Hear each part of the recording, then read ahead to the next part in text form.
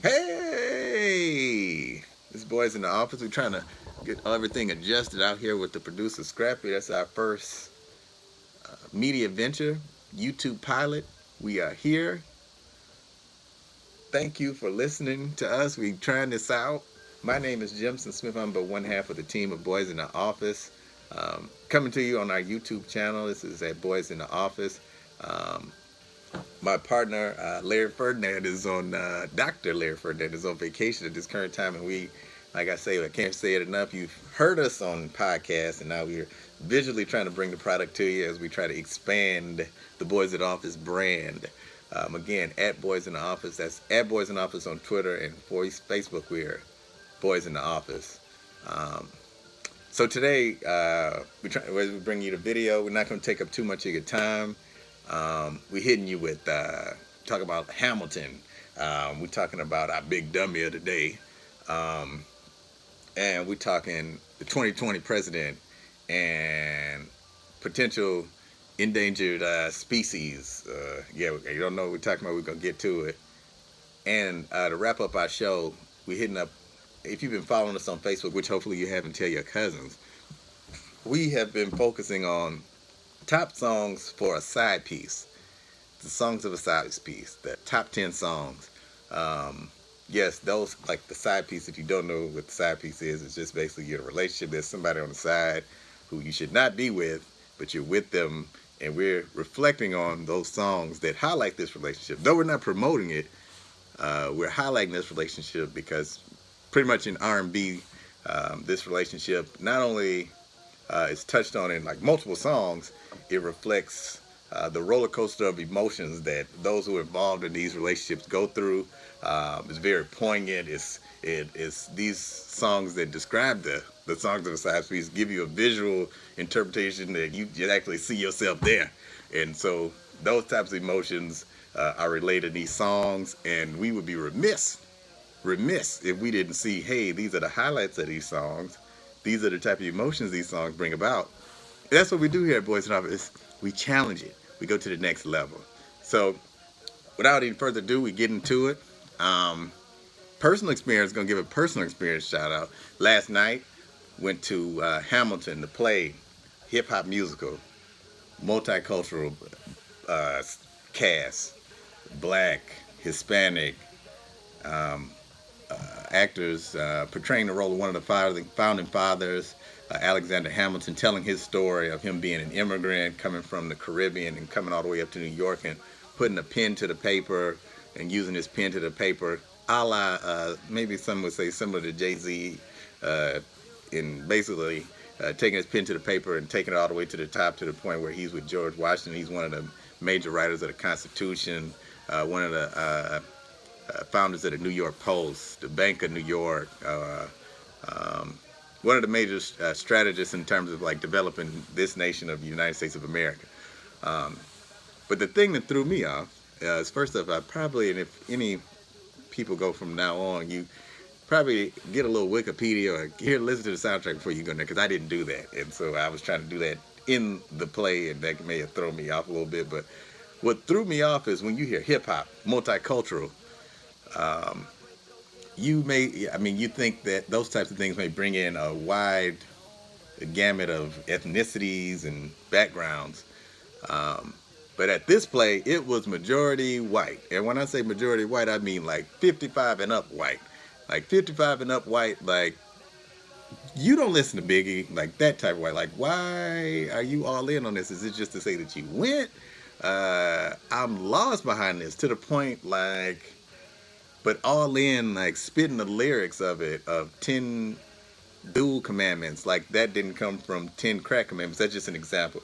They did a whole play off of 10 crack commandments from Biggie and related it to duels, you know, people shooting each other with a gun from about like 10 feet.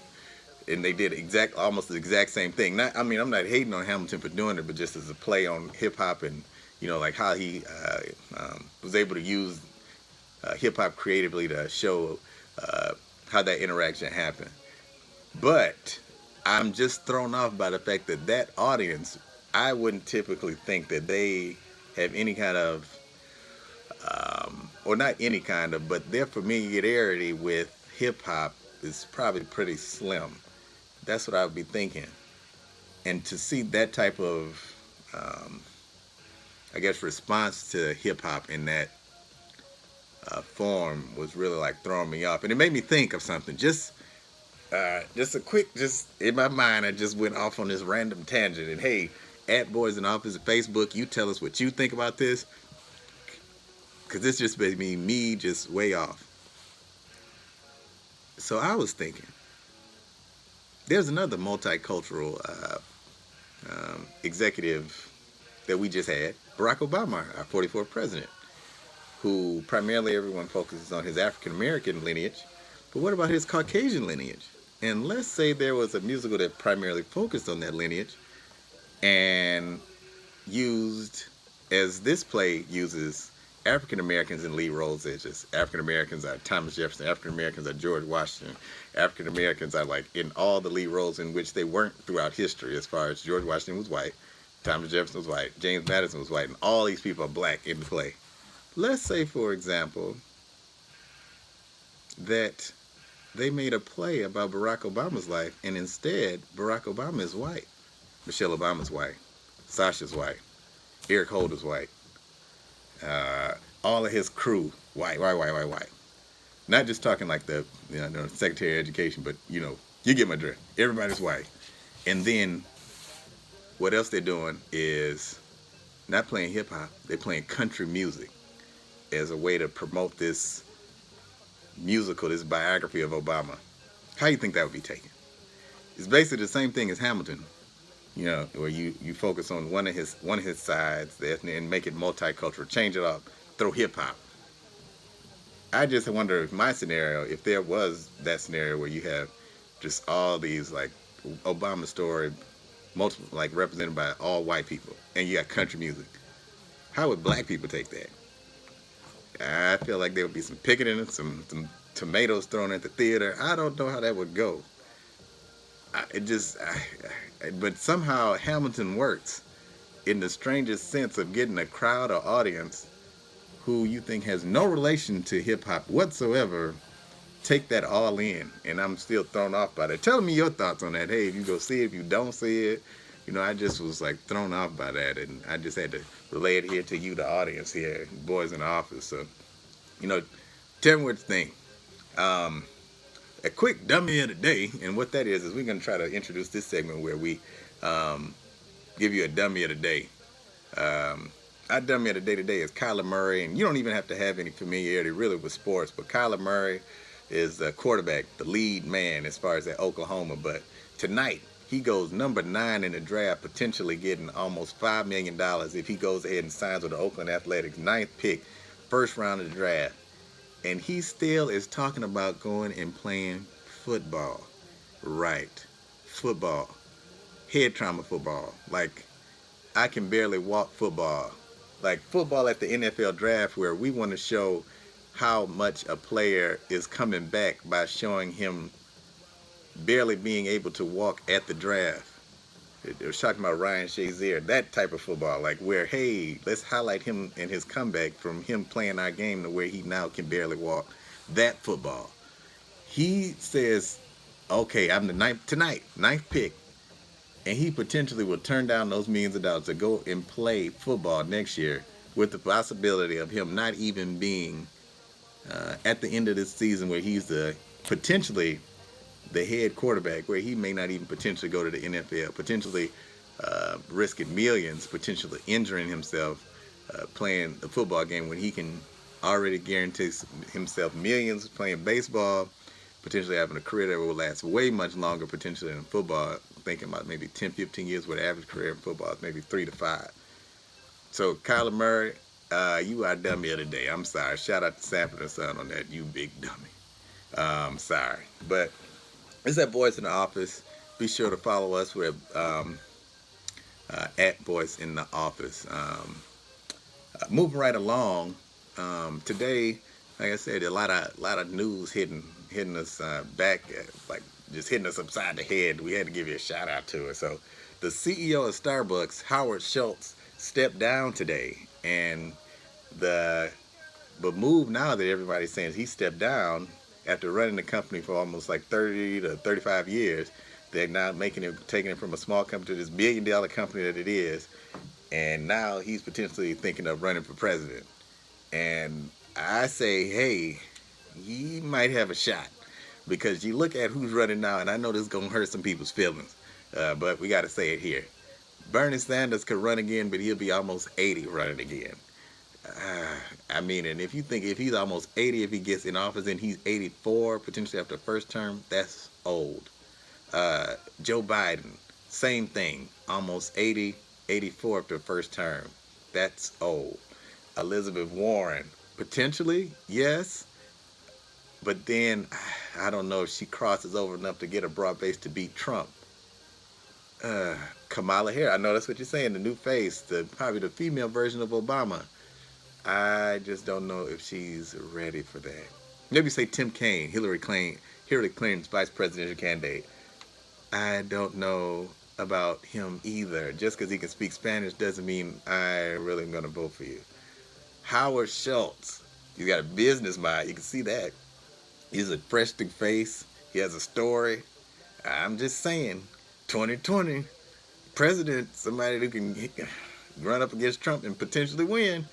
You heard it here first. At Boys in Office, Howard Schultz, Starbucks CEO. We going with you early. Let's go, Howard. Let's go, Howard. Let's go, Howard. Yeah. So, again, another news item. We're just getting hit with news items all up and down the face today. But one of the other news items was that Apple says they're coming out with a new operating system, iOS 12. And so with iOS 12, one of the features is going to be that FaceTime can potentially show 32 people on FaceTime at the same time. And so I was thinking to myself is, when would I speak to 32 people at the same time? And why would I even want to speak to 32 people at the same time? And I thought about it, and it made me think that we have an endangered species alert is critical. Family reunions are on the endangered species alert, and FaceTime, this new feature of FaceTime will lead family reunions to extinction. Family reunions, right, those family reunions get a free t-shirt. Getting with family members from California who you hadn't seen in about like a year or 4 years. Family members from up north, down south, people you congregate in one city, look forward to it. Maybe you go to an amusement park with your cousins who you hadn't seen. That's what family reunions were about. This new feature in FaceTime is going to kill it. Extinct. Family reunions won't no longer exist, even if they were. They on their last dying breath and got the crash card is out there for you, family reunions, and FaceTime is ready to just put you on DNR status. Family reunions, it was a good run. 60s, 70s, like right around the time of that poetic justice movement, Cut and Pete. That won't exist no more. It'll just be family reunions on FaceTime. So that'll be the new thing. Family reunions on FaceTime. Thank you, Apple. We got to wrap up this show. We thank you for just spending this time with us again. Shout out to the Red Diamond Digital for trying to broaden the base and get our website pumped up. Shout out to @Bartell Welch. Shout out to the boy @Larry Ferdinand enjoying the sunny weather out there in Cancun. But we want to wrap up our show with, if you've been following our Facebook feed, and please do, we've talking about the songs for a side piece. And if you've been following, you notice that we've had our honorable mention songs. Honorable mention songs have included Aaliyah, If Your Girl Only Knew, Escape, I have to look at my notes here, I'm So Into You, I'm So Into You, that, right, yep, that was honorable mention, did not make our top 10. Oh, correction, that's not Escape. Pardon me. That's SWV. And shout out to Coco on that one. Yeah, my bad. Escape was My Little Secret. Yes, Escape is My Little Secret. And our last one that rounded out our Secrets of a Side Piece was Husband, Shirley Murdoch, the LeBron James of side piece songwriting. She wrapped it up. So I'm going to get our musical selection. Shout out to our producer, Scrappy. I'm going to go ahead and try to get us set up for our number 10 song for our Songs of a Side Piece. And that number 10 song is, as we're having a little technical difficulties, but we'll give you a heads up. With no further ado, it's Me and Mrs. Jones by Billy Paul. If you aren't familiar, this is like old school soul music. You know, Me and Mrs. Jones. I guess go ahead and give you a little something while we get everything set. We got a thing going on, yeah, and it's much too wrong. And it's so strong. That, right, Me and Miss Jones. So we give you a little something. Yes. Right. That right there. That's Me and Mrs. Jones. That's our number 10 song.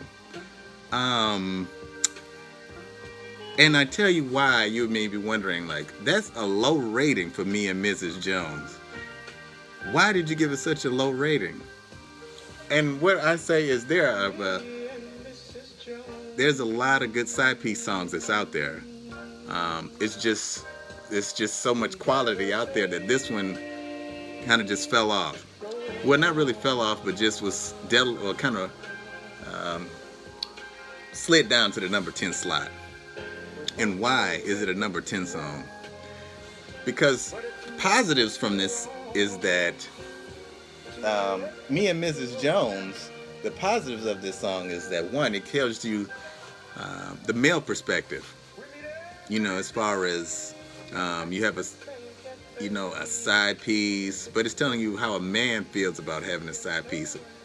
The downside of why this one is kind of the number 10 song is because both of the people who are involved with Me and Mrs. Jones, Billy Paul, the main singer, he has already has like potentially somebody he's married to.